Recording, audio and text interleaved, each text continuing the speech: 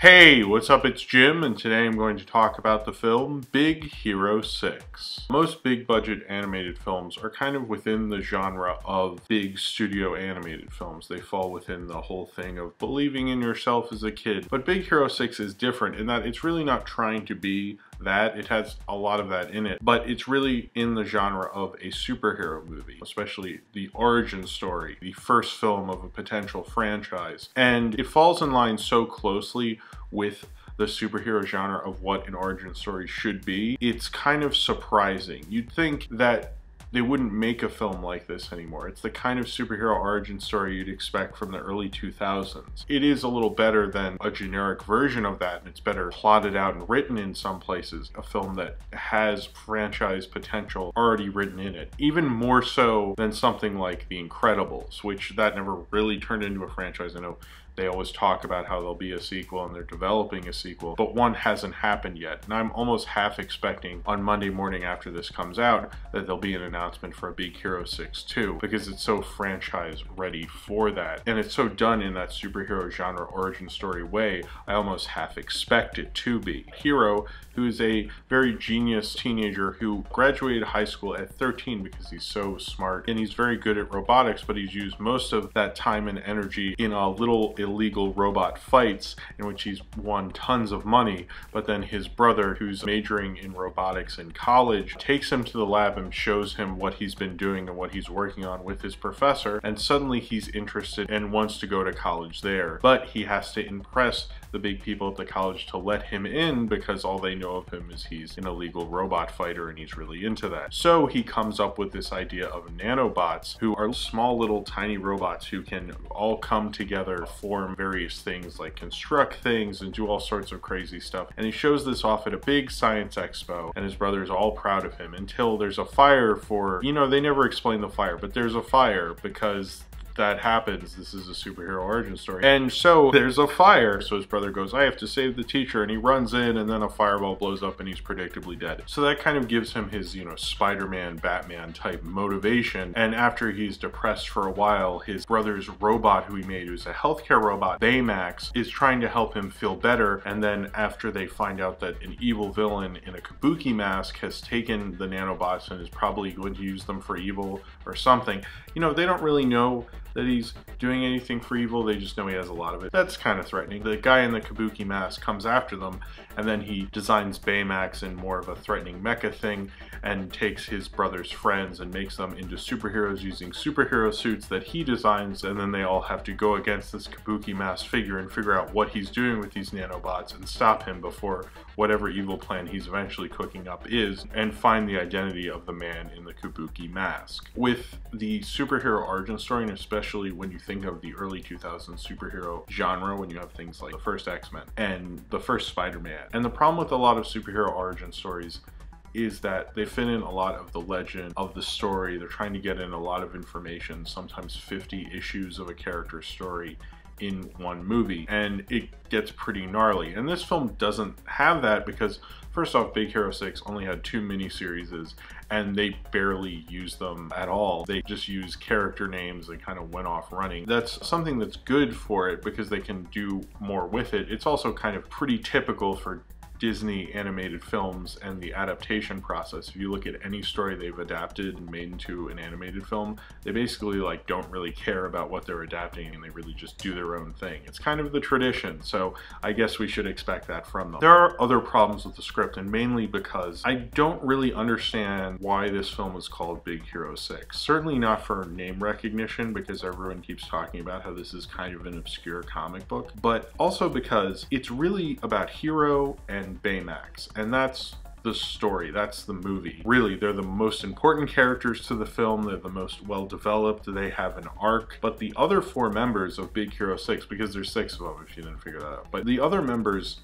you get that they're sad that his brother's dead, and they kind of like Hero. Character development between them and how they have a relationship isn't developed properly. These other characters, they don't really have a drive or an arc. When you have a team movie, one of the things that didn't really work as well with the first X-Men, but worked really well for the Avengers, is each of those characters had an arc and a reason to fight Loki, you understood their arc in the movie, each one of them. Or like in The Incredibles, every character has an arc, or in Guardians of the Galaxy, they have to redeem themselves from being these criminals. And then when you look at Big Hero 6, they're nerds. That's kind of it. I mean, it's just really ridiculous because it's not really a team movie. It's about Hero and Baymax. It felt like this film really just wanted to do that, so I kind of just don't understand why they didn't just stick to Hero and Baymax and just got rid of everybody else. I like those characters and I like the voice actors, or at least in America, that were there, but I wish they had got me into them and gave me more of an arc than they really did, or it just cut them out completely. It felt very weak storytelling wise. A film that uses the superhero genre origin story as well was the recent Teenage Mutant Ninja Turtles, and that felt really bland and dull. And this doesn't feel that way. I think it's actually a good movie, but it's using the framework of a genre that's moved past it. It's weird. Marvel itself wouldn't make this movie, but Disney made this movie. And it kind of makes me wonder, like, this is what you think of superhero movies, but it doesn't feel like the directors and the people at Disney really understand them. It's like they studied superhero movies, but they didn't like read that many comic books. The character of Baymax is very cute and cuddly. He's engineered to be that way. And he at least isn't like the minions or like Olaf. They're exactly what you expect, and I felt like we've almost gotten too comfortable in that. So in a way, Baymax is actually different. It's not like a typical Disney sidekick. And that was a good change of pace for a Disney movie. The lighting in this film and the way they use the camera, or I guess the theoretical camera, because it's not a real camera, the way they used it in this film was really good. And I think it shows something that Pixar does sometimes and hasn't done for a little bit, where they kind of almost act like they're shooting it on film. A lot of animation kind of ignores that. I find it really interesting when you combine those two worlds, and they do, especially the lighting in this film is just really incredible. I noticed the lighting in these major budget, big budget animated films, like what DreamWorks did with How to Train Your Dragon 2, and now what Disney did with this. They have huge lighting teams, and it's just really beautiful. It makes for some really beautiful shots and imagery, and it worked very well to kind of show off the location in this, just like how they did in How to Train Your Dragon 2. I like that animated films do that, and I think one of the better things about this film is how well made it is. Disney always makes incredibly well-made animated films, especially in this weird kind of new tangled Frozen, Wreck-It Ralph wave we're in with Disney. They're spending a ton of money on these things, and it really shows on the big screen. And I think the way they came about it, and the color and the lighting and the theoretical camera, I guess, in this film is one of the highlights of it. It shows like a real fine craftsmanship to the filmmaking and the animation that you really expect from the studio that's been making feature-length animated films longer than anyone else in the history of cinema. And it really reflects that. And it kind of makes the story even better because it's so crisp and beautiful. I've been watching superhero movies since they started, and it just felt a little boring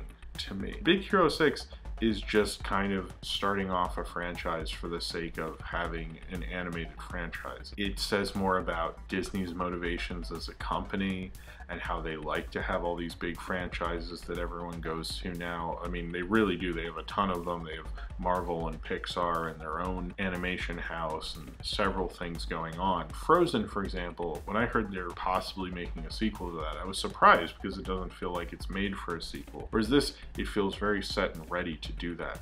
And it felt in kind of an empty way, like they kind of engineered this to be this way. When I watch something like The Incredibles, or I watch some of the better superhero films, even though they are made to have sequels, they try to do something new with the genre. And I feel like it's a genre that, even though it's big business, they're always pushing it forward. And especially after something like Frozen, although it was a Princess Disney movie, it felt very different. Maybe my expectations for this studio, who's made tons and tons of classics, maybe is too high. I wouldn't say I hate this film. I still think it's a good film and a good example of the genre it's trying to do. It kind of just felt like they weren't trying enough. Like they just wanted to do a big Hollywood event, big budget movie, but you need to do something more with it and extend the genre. And when all these studios are trying to bring in comic book continuity, do things like Guardians of the Galaxy and that are riskier, and Winter Soldier, and infuse other genres with the superhero genre, And this is just like, let's do a superhero genre like it's 2003, something that was played out at this point, something we had moved past. It felt like I'm going back an evolutionary step. And there are certain moments that emotionally really did resonate, particularly the moment with Baymax, and if you see the film you'll know what I'm talking about, that really struck me.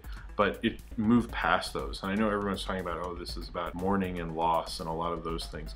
I think that's a bunch of crap. It is a little bit about that, but it's not entirely, and those moments don't hit me as much, going through kind of a really standard superhero origin film, and made the kind of film that comic book movies have gone away from and moved past. And it really shows why they've done that, because if they were making comic book movies and superhero movies like this still, you probably wouldn't be checking them out. You'd be bored of them. It would be like 2006 and I'd be watching X-Men: The Last Stand. And this feels like something that's setting up going towards that, rather than something that feels like what I used to feel like with Wreck-It Ralph and Frozen, where Disney animation was going into an interesting new direction. Sometimes you just have to make a predictable hit, and I guess that's exactly what they did with Big Hero 6. So if you have seen Big Hero 6 and you would like to talk about it, then comment below in the comments and subscribe if you would like to.